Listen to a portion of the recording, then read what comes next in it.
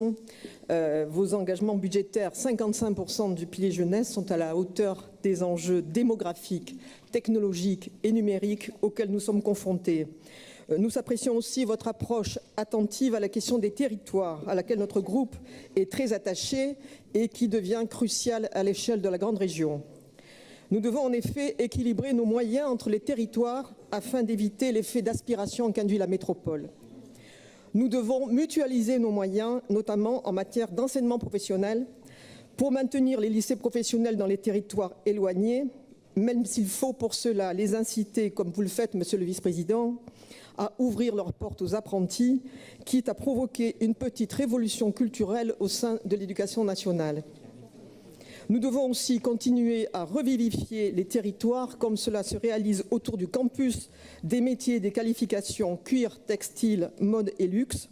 Ce nouveau modèle qui combine les deux objectifs de certification et d'insertion professionnelle avec l'aménagement du territoire offre aussi l'avantage de permettre une plus grande fluidité des parcours.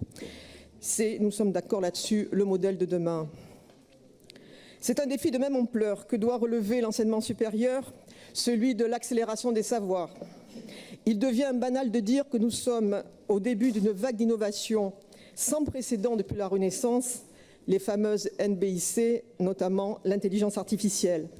Pour s'adapter à cette évolution qui va renouveler une grande partie des métiers, ne laissant subsister que les plus qualifiés, celui qui conçoit la machine ou l'algorithme, ou ceux qui comportent une grande part d'humanité, ce que ne peuvent pas faire la machine, comme la santé, le social, les services. Pour s'adapter donc, il va falloir élever le niveau.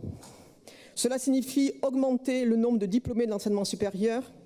Il est aujourd'hui insuffisant en France, 44% d'une tranche d'âge de 30 à 34 ans et même 41% seulement en Aquitaine, Nouvelle-Aquitaine. Il faut donc attirer plus de néo-bacheliers vers l'enseignement supérieur, seulement 68% en Nouvelle-Aquitaine, moins qu'au plan national, 71%.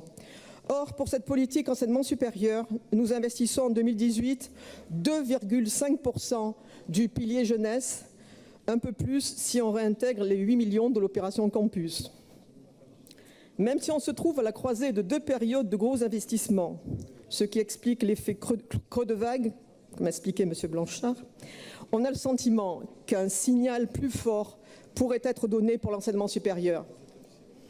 Les 250 000 € consacrés à l'Université du futur, encore embryonnaire, mais dont la fonction stratégique est évidente, font pâle figure au regard des enjeux.